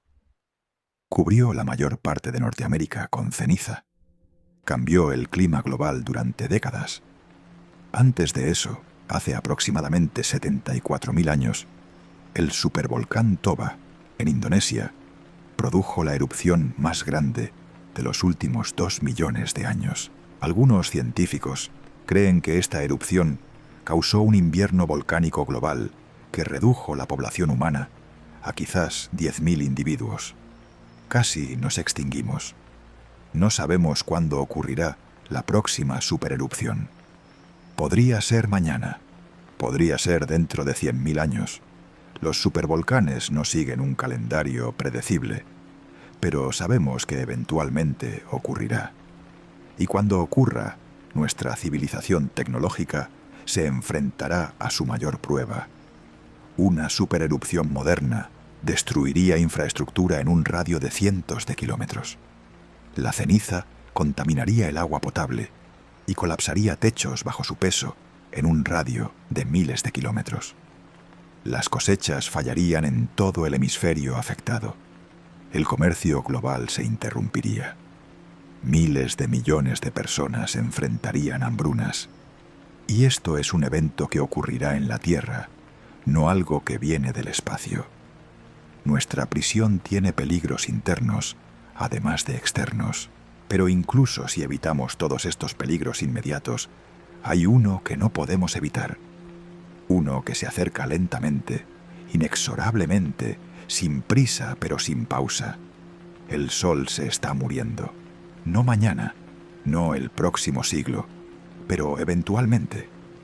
Nuestra estrella es una bola de hidrógeno que lentamente fusiona su combustible en helio. A medida que el helio se acumula en el núcleo, el Sol se vuelve gradualmente más brillante. Cada 1.000 millones de años, aproximadamente, la luminosidad solar aumenta un 10%. Esto significa que hace 4.000 millones de años, cuando la vida surgió en la Tierra, el Sol era casi 30% menos brillante que hoy. Y en 1.000 millones de años será 10% más brillante. Eso no parece mucho, pero es suficiente para aumentar las temperaturas terrestres dramáticamente. Los océanos comenzarán a evaporarse. El vapor de agua, un potente gas de efecto invernadero, acelerará el calentamiento. En menos de 2000 millones de años, la Tierra será demasiado caliente para la vida líquida en la superficie. Y eso es solo el calentamiento gradual. El verdadero fin viene después. En aproximadamente 5000 millones de años, el Sol agotará el hidrógeno en su núcleo. Comenzará a fusionar hidrógeno en una capa alrededor del núcleo, lo que causará que las capas exteriores se expandan dramáticamente. El Sol se convertirá en una gigante roja, creciendo hasta engullir las órbitas de Mercurio y Venus. Puede que también engulla la Tierra, o puede que la empuje hacia afuera, a medida que el Sol pierde masa. En cualquier caso, nuestro planeta será calcinado, su superficie derretida, sus océanos evaporados hace miles de millones de años. Este es nuestro destino final si permanecemos aquí. Nuestra prisión tiene fecha de vencimiento. No importa qué tan seguros nos sintamos hoy. Eventualmente el cosmos reclamará este pequeño mundo que llamamos hogar. El universo nos dio un lugar para vivir, pero también nos dio un plazo. Y aquí está la ironía más cruel de todas. El plazo es lo suficientemente largo para que desarrollemos civilización, tecnología, sueños de explorar las estrellas. Pero las barreras que nos mantienen aquí garantizan que esos sueños probablemente nunca se cumplan. Podemos ver el reloj corriendo, podemos entender nuestro destino, pero no podemos escapar de él. Es como estar en una celda con paredes transparentes, viendo el agua subir lentamente, sabiendo que eventualmente te ahogará, pero siendo incapaz de romper el vidrio. Y esto nos lleva a preguntas más profundas, preguntas que van más allá de la física y la astronomía, preguntas sobre el significado, el propósito, nuestro lugar en un cosmos que parece simultáneamente maravilloso e indiferente. Si estamos verdaderamente atrapados aquí, si el universo realmente está diseñado para aislarnos, entonces, ¿qué significa eso? ¿Qué implica para nuestra comprensión de la existencia? ¿Y cómo deberíamos responder a esa realidad? Esas son las preguntas que exploraremos a continuación. En 1950, durante un almuerzo casual en el Laboratorio Nacional de Los Álamos, el físico Enrico Fermi hizo una pregunta que cambiaría para siempre nuestra forma de pensar sobre el universo. Sus colegas estaban discutiendo sobre platillos voladores y la posibilidad de vida extraterrestre, un tema de moda en la cultura popular de la época. Fermi escuchó pacientemente, hizo algunos cálculos mentales y luego pronunció las palabras que se convertirían en uno de los enigmas más profundos de la ciencia moderna. ¿Dónde está todo el mundo? La pregunta parece simple, casi ingenua, pero esconde una paradoja devastadora. Una paradoja que, cuanto más la examinas, más perturbadora se vuelve. El universo observable contiene aproximadamente 200.000 millones de galaxias. Cada galaxia contiene, en promedio, 100.000 millones de estrellas. Eso significa que hay más estrellas en el universo observable que granos de arena en todas las playas de la Tierra. Aproximadamente 10.000 trillones de estrellas, un 1 seguido de 22 ceros. Ahora sabemos que los planetas son extremadamente comunes. Las observaciones del telescopio Kepler y otros instrumentos sugieren que prácticamente cada estrella tiene al menos un planeta. Muchas tienen sistemas planetarios completos. Se estima que solo en nuestra galaxia hay al menos 100.000 millones de planetas, y quizás varios miles de millones de ellos están en las zonas habitables de sus estrellas, donde el agua líquida puede existir. La vida apareció en la Tierra casi inmediatamente después de que el planeta se enfrió lo suficiente para permitirlo, hace aproximadamente 4.000 millones de años. Esto sugiere que la vida no es un accidente improbable, sino un proceso que ocurre fácilmente cuando las condiciones son adecuadas. Y la Vía Láctea tiene 13.000 millones de años de antigüedad. La Tierra tiene solo 4.500 millones. Eso significa que hubo miles de millones de años antes de que nuestro planeta siquiera existiera, en los que otras civilizaciones podrían haber surgido. Si juntamos todos estos números, llegamos a una conclusión ineludible. Debería haber millones, quizás miles de millones de civilizaciones en nuestra galaxia. Muchas de ellas deberían tener millones de años de ventaja sobre nosotros. Deberían haber tenido tiempo suficiente para colonizar toda la galaxia, para construir megaestructuras visibles desde la Tierra, para enviarnos señales, para visitarnos. Pero no vemos nada. El cielo está vacío. Las ondas de radio están en silencio. No hay megaestructuras visibles. No hay sondas orbitando nuestro planeta. No hay mensajes. No hay visitas. Nada. Esta es la paradoja de Fermi. Y durante más de 70 años, los científicos han propuesto docenas de explicaciones. Quizás la vida inteligente es más rara de lo que pensamos. Quizás las civilizaciones se autodestruyen antes de colonizar las estrellas. Quizás estamos siendo observados, pero no contactados. Quizás las señales están ahí, pero no sabemos cómo detectarlas. Pero hay otra explicación, una que encaja perfectamente con todo lo que hemos discutido hasta ahora. Quizás nadie puede escapar. Piénsalo. Si las leyes de la física que nos mantienen atrapados en la Tierra son universales, entonces se aplican a todas las civilizaciones en todas partes. Cada planeta con vida inteligente está tan aislado como nosotros. Cada especie que mira hacia las estrellas se enfrenta a las mismas barreras imposibles. La velocidad de la luz, las distancias absurdas, la hostilidad del espacio profundo, la radiación letal, la biología frágil. El universo no está vacío porque no haya nadie más. Está vacío porque todos están atrapados en sus propios planetas, exactamente como nosotros. Esta es quizás la implicación más solitaria de nuestra prisión cósmica.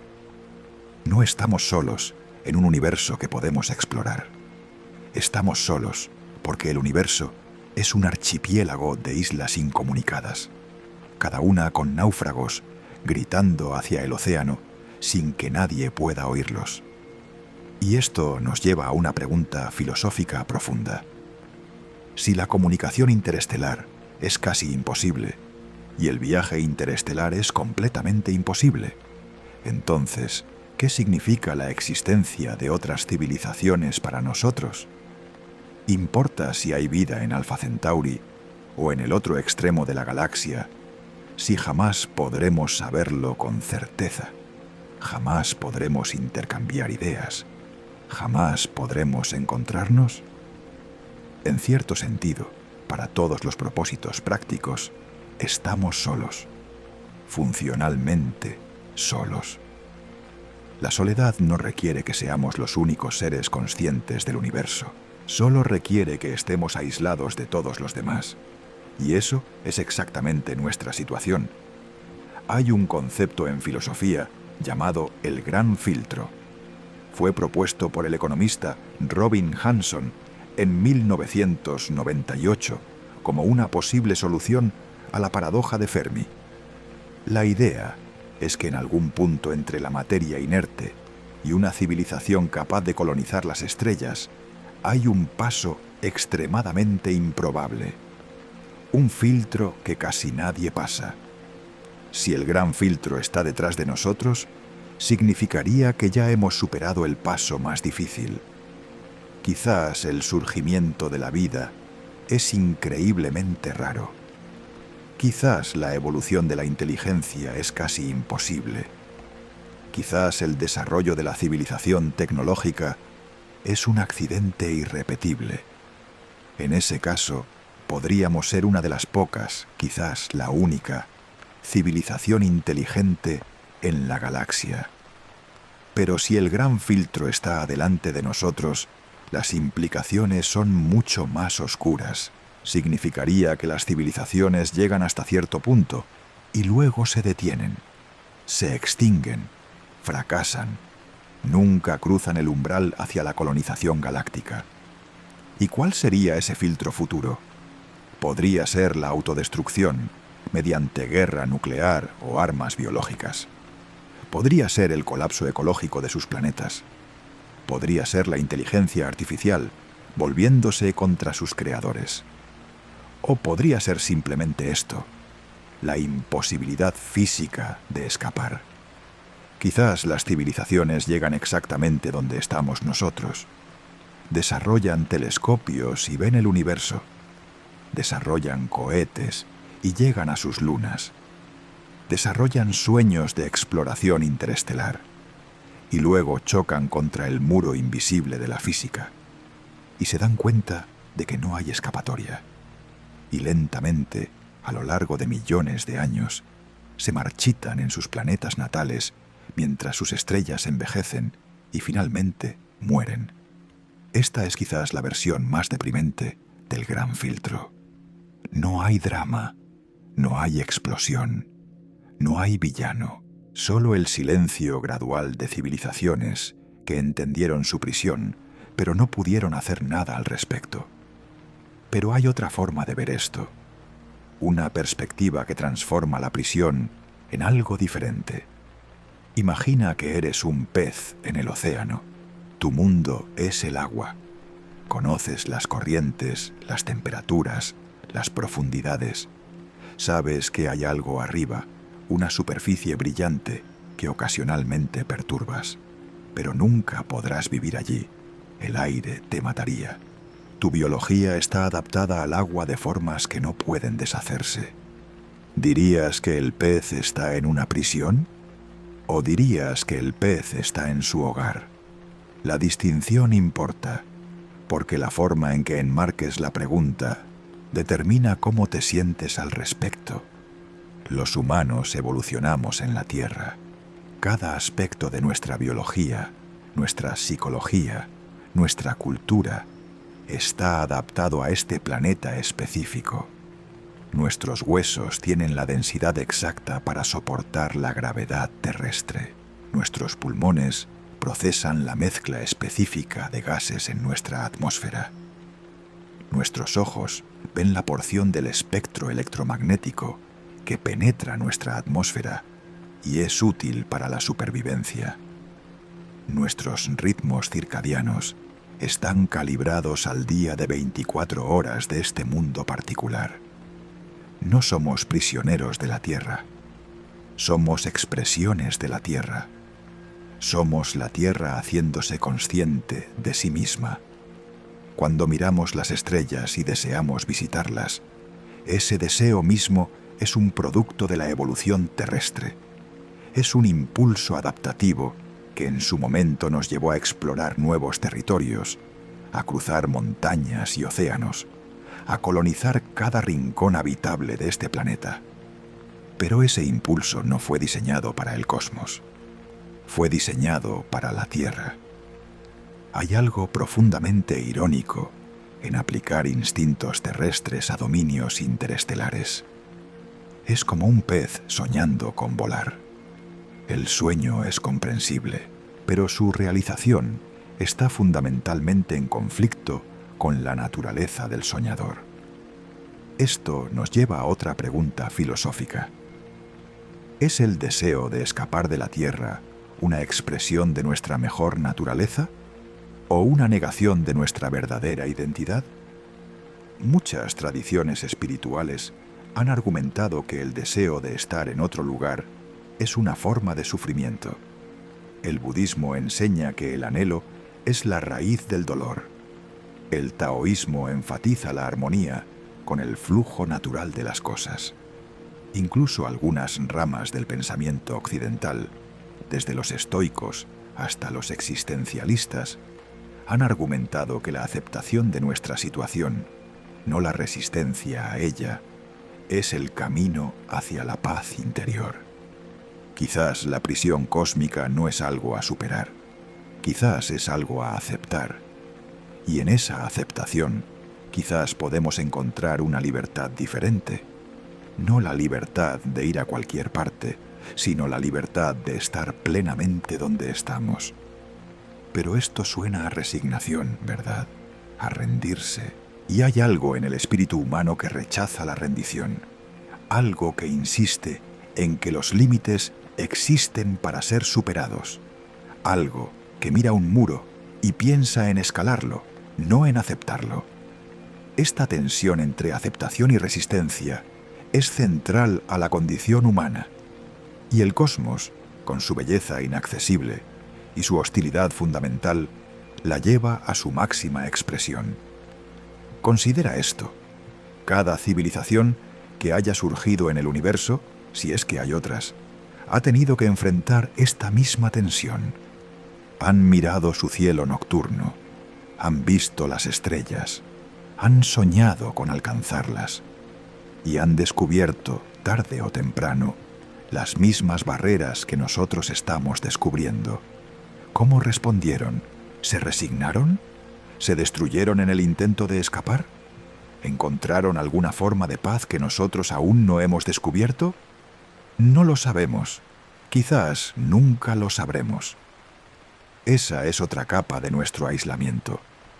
No solo estamos separados físicamente de otras posibles civilizaciones, estamos separados de sus respuestas a las preguntas más profundas de la existencia. Pero quizás la respuesta no importa tanto como la pregunta. Quizás el valor está en el proceso de confrontar nuestra situación, no en resolverla. El filósofo Albert Camus escribió extensamente sobre lo que llamó lo absurdo, la confrontación entre el deseo humano de significado y un universo que no proporciona ninguno.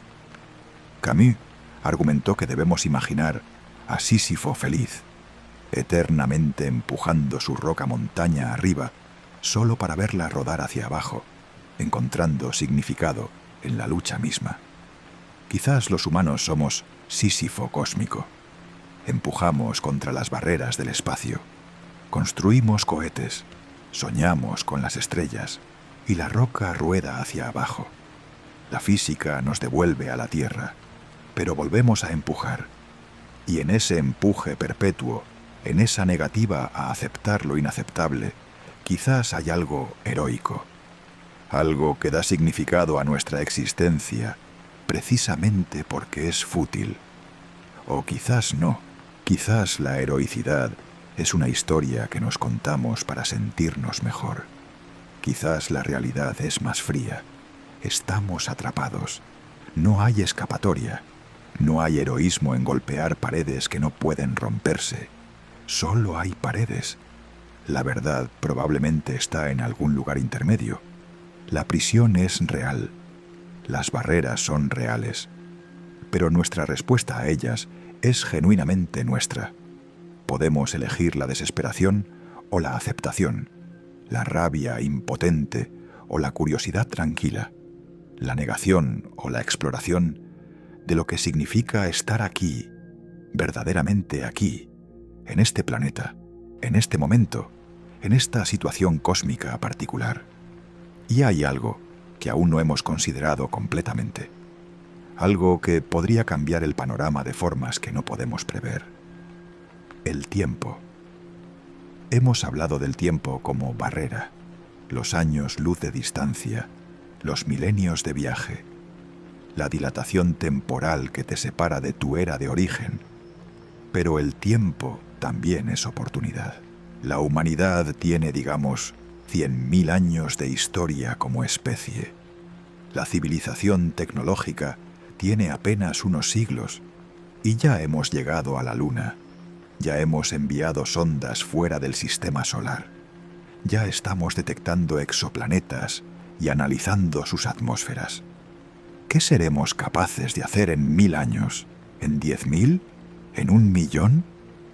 Las barreras que parecen absolutas hoy podrían no serlo en escalas de tiempo más largas. No me refiero a superar la velocidad de la luz. Eso parece genuinamente imposible, dado nuestro entendimiento actual de la física. Pero hay otras posibilidades. Quizás aprendamos a modificar nuestra biología para sobrevivir el viaje interestelar. Cuerpos diseñados para la microgravedad. Mentes capaces de soportar el aislamiento extremo. Metabolismos que se ralentizan durante siglos de viaje.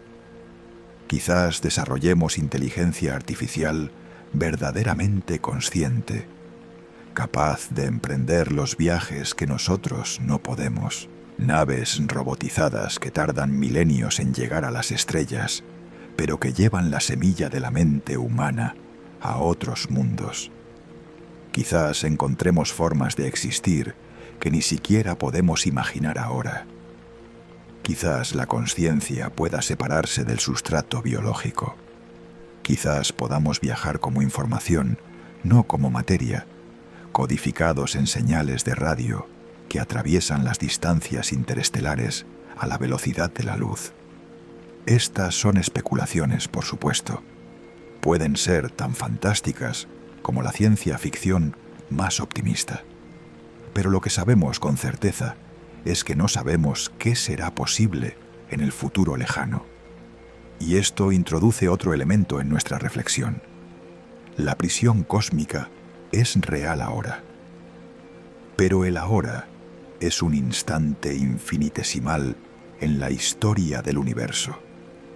Las barreras que nos contienen hoy podrían no contenernos siempre, o podrían contenernos eternamente. No lo sabemos. Lo que sí sabemos es que somos la primera generación en la historia humana en comprender verdaderamente nuestra situación cósmica.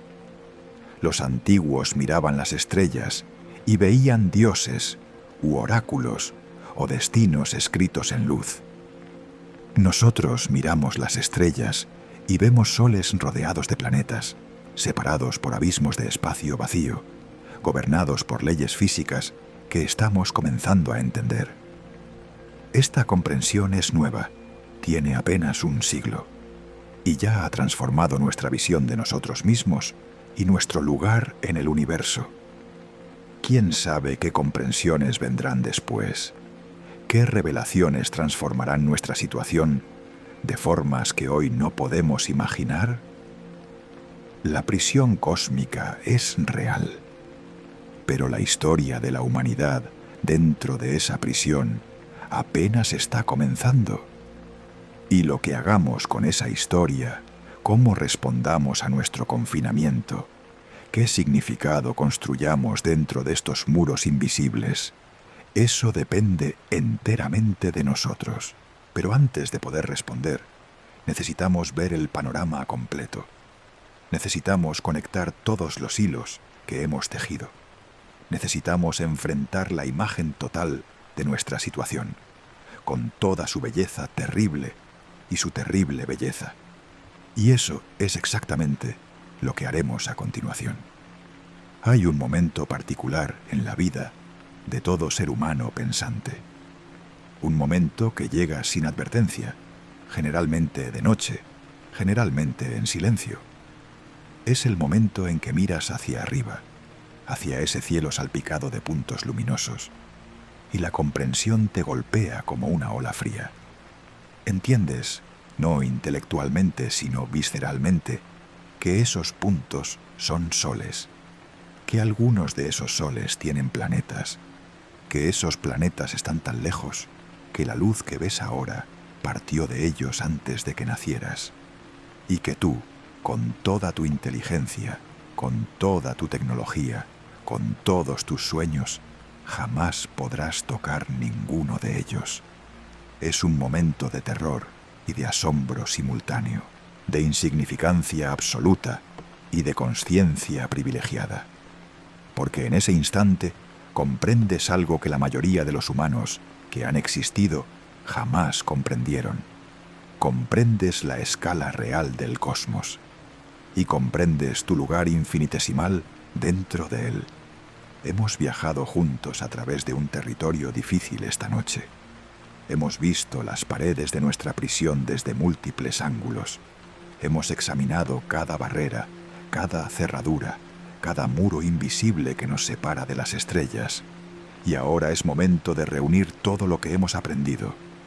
No para repetirlo, sino para verlo como un todo coherente, para entender el patrón completo que emerge cuando conectamos todos los puntos. La primera capa de nuestra prisión es la velocidad de la luz. No es simplemente un límite de velocidad cósmico.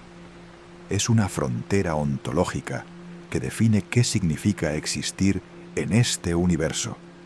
Nada con masa puede alcanzarla. Nada con información puede superarla.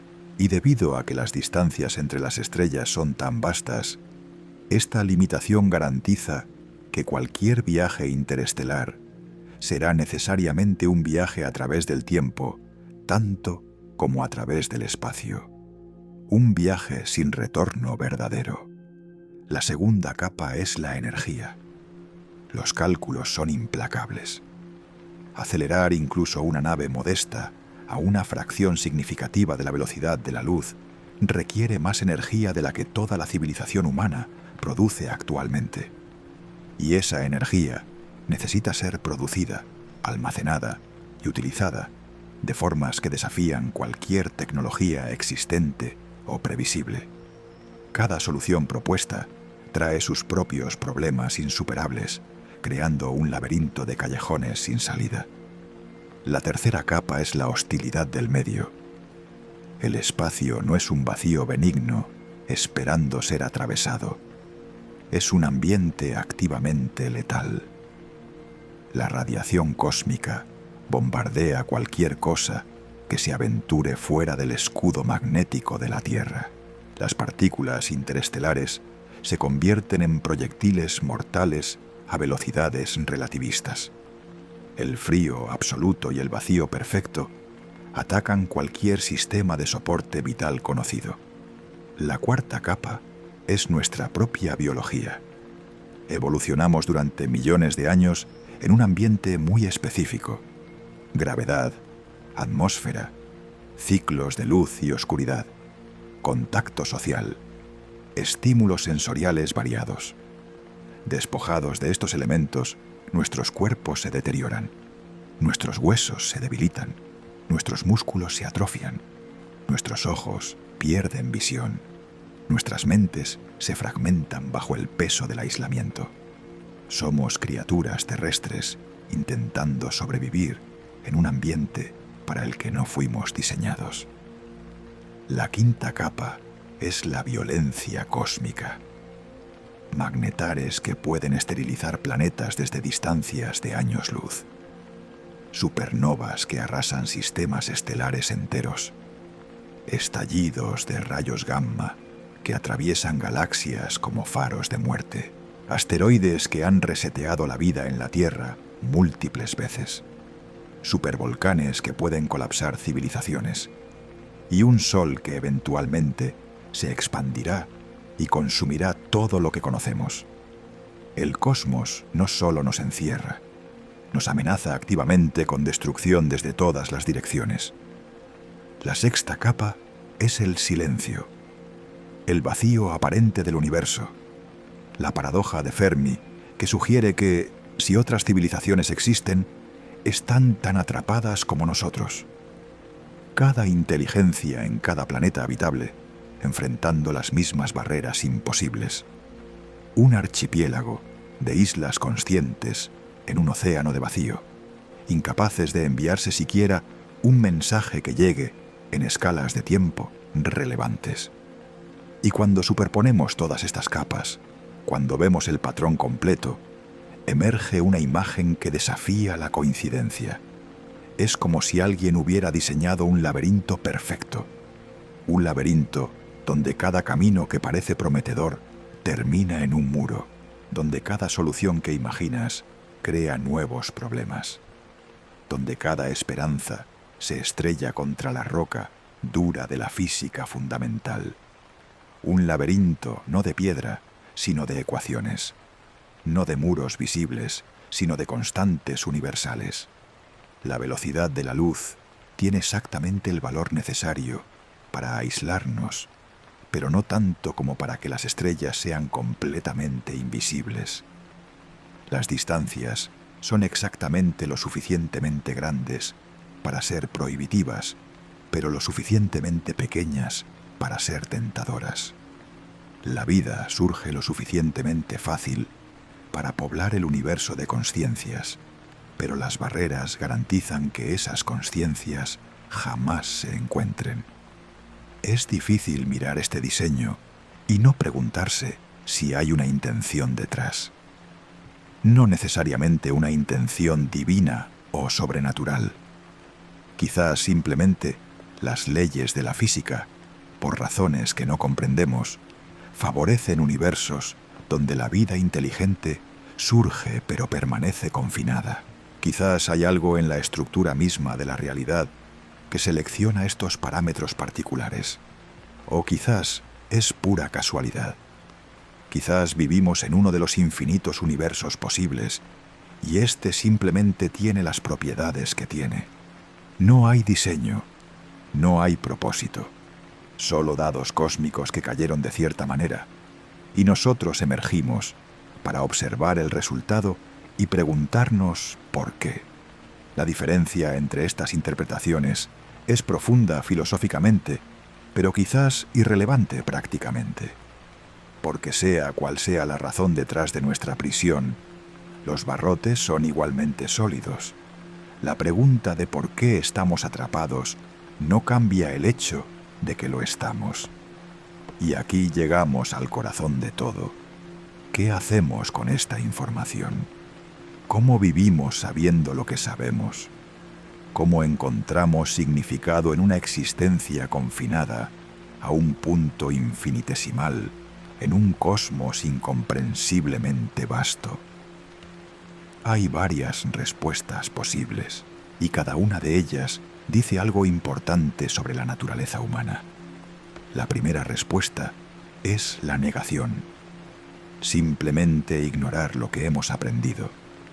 Seguir viviendo como si las estrellas fueran realmente alcanzables, como si el futuro interestelar fuera inevitable, como si las barreras fueran solo problemas de ingeniería esperando solución.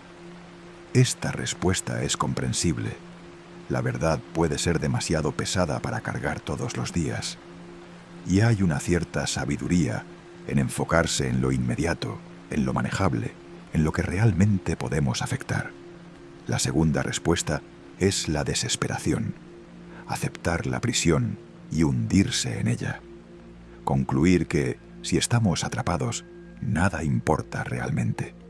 Que todos nuestros esfuerzos son fútiles. Que la conciencia misma es una crueldad, un chiste cósmico sin gracia. Esta respuesta también es comprensible. Enfrentar el vacío es aterrador, y el salto desde el reconocimiento de nuestra insignificancia hasta la conclusión de nuestra irrelevancia es corto y tentador. Pero hay una tercera respuesta, una que no niega la realidad ni se rinde ante ella, una que encuentra algo valioso precisamente en nuestra situación particular. Considera esto. Somos la única entidad conocida en el universo capaz de comprender el universo. Las estrellas arden sin saber que arden. Los agujeros negros devoran sin saber que devoran. Las galaxias colisionan sin experimentar la colisión. Pero nosotros observamos. Nosotros comprendemos. Nosotros sentimos asombro. La conciencia humana es, hasta donde sabemos, la forma en que el cosmos se vuelve consciente de sí mismo. Cuando miras las estrellas y entiendes lo que son, estás cerrando un circuito que comenzó hace 13.800 millones de años. El hidrógeno primordial del Big Bang se fusionó en estrellas. Las estrellas forjaron elementos más pesados. Esos elementos formaron planetas. En al menos un planeta, la química se volvió biología. La biología se volvió mente. Y la mente miró hacia atrás a las estrellas de donde vino. Somos polvo de estrellas contemplando las estrellas. Eso no es una metáfora, es literalmente verdad. Los átomos de carbono en tus células fueron forjados en el núcleo de una estrella que murió hace miles de millones de años. Los átomos de hierro en tu sangre son residuos de una supernova antigua. Eres materia cósmica, organizada de tal manera que puede preguntarse sobre su propio origen. ¿No hay algo profundamente significativo en eso? ¿No hay un valor inherente en ser el vehículo a través del cual el universo se conoce a sí mismo? La prisión cósmica es real. No podemos ir a ninguna parte. Pero aquí, en este planeta, en este momento, algo extraordinario está ocurriendo. La consciencia existe, el asombro existe, el amor existe, la curiosidad existe, la belleza existe, y todas estas cosas existen precisamente porque estamos aquí, atrapados, obligados a crear significado dentro de los confines de nuestro pequeño mundo. Quizás el confinamiento no es el obstáculo para el significado. Quizás es la condición necesaria para él. Piénsalo de otra manera. Si pudiéramos ir a cualquier parte, si las distancias fueran triviales, si el universo fuera un patio de recreo sin límites, ¿valoraríamos este planeta? ¿Cuidaríamos esta biosfera? ¿Apreciaríamos la improbabilidad estadística asombrosa de nuestra existencia? Probablemente no. Probablemente trataríamos la Tierra como una estación de paso, un punto de partida, algo desechable en camino hacia destinos más emocionantes, y en el proceso perderíamos algo precioso. Perderíamos la conexión con el único hogar que realmente tenemos. La prisión nos obliga a valorar lo que tenemos, porque no podemos tener nada más. Nos obliga a mirar hacia adentro cuando el afuera está prohibido. Nos obliga a profundizar en lugar de expandir. Y en esa profundización, quizás encontramos algo que la expansión nunca habría revelado. Hay una parábola zen sobre un maestro que le dice a su estudiante que la iluminación está en este momento, en este lugar, exactamente como es. El estudiante pregunta: ¿y si quisiera iluminación en otro lugar? El maestro responde: entonces estarás siempre buscando y nunca encontrando. Quizás el cosmos nos está enseñando la misma lección. Quizás las barreras interestelares son la forma del universo de decirnos: lo que buscas no está allá afuera, está aquí, siempre estuvo aquí. La vastedad del espacio es un espejo que refleja la vastedad de tu propia consciencia. Las estrellas inalcanzables son recordatorios de los mundos interiores que apenas has comenzado a explorar. O quizás esto es solo otra historia que nos contamos para sentirnos mejor. Quizás no hay lección, no hay propósito, no hay consuelo legítimo en nuestra situación, solo paredes y el frío vacío más allá de ellas. Pero incluso si eso fuera verdad, ¿cambiaría algo? ¿Dejaríamos de amar? ¿Dejaríamos de crear? ¿Dejaríamos de preguntarnos? ¿Dejaríamos de mirar las estrellas con asombro? Probablemente no, porque esas cosas no las hacemos por el universo, las hacemos por nosotros mismos, las hacemos porque son expresiones de lo que somos, y lo que somos no depende de nuestra libertad cósmica o su ausencia. Un prisionero puede escribir poesía en las paredes de su celda. Un náufrago puede pintar en la arena de su isla. Un ser humano atrapado en un planeta puede contemplar el infinito y encontrar belleza en él, aunque el infinito sea inaccesible. quizás especialmente porque es inaccesible. Y hay algo más que debemos recordar. Esta generación es la primera en la historia en comprender verdaderamente nuestra situación. Pero no será la última. Los humanos que vengan después de nosotros heredarán esta comprensión, la profundizarán, la procesarán de formas que no podemos prever. Quizás encontrarán respuestas a preguntas que ni siquiera hemos formulado. Quizás desarrollarán formas de existir que trasciendan nuestras limitaciones actuales. Quizás no. Pero la cadena de consciencia continúa. Cada generación pasa el testigo a la siguiente. Y en esa transmisión, en ese flujo continuo de conocimiento y experiencia a través del tiempo, hay una forma de inmortalidad, no personal, sino colectiva, no del individuo, sino de la especie, no de los cuerpos, sino de las ideas. Tus preguntas esta noche serán las preguntas de generaciones futuras. Tu asombro será heredado. Tu confrontación con el vacío es parte de una confrontación más grande que la humanidad está teniendo consigo misma y con el cosmos. Y esa confrontación no terminará contigo. Continuará mucho después de que todos nosotros hayamos regresado al polvo de estrellas del que venimos. Entonces, ¿qué significa todo esto? ¿Cuál es la conclusión final? Quizás no hay conclusión final. Quizás eso es precisamente el punto. Quizás las preguntas más importantes no tienen respuestas definitivas. Quizás están diseñadas para ser contempladas, no resueltas, para ser habitadas, no superadas. La Tierra es una prisión cósmica. Las barreras son reales. El escape es probablemente imposible.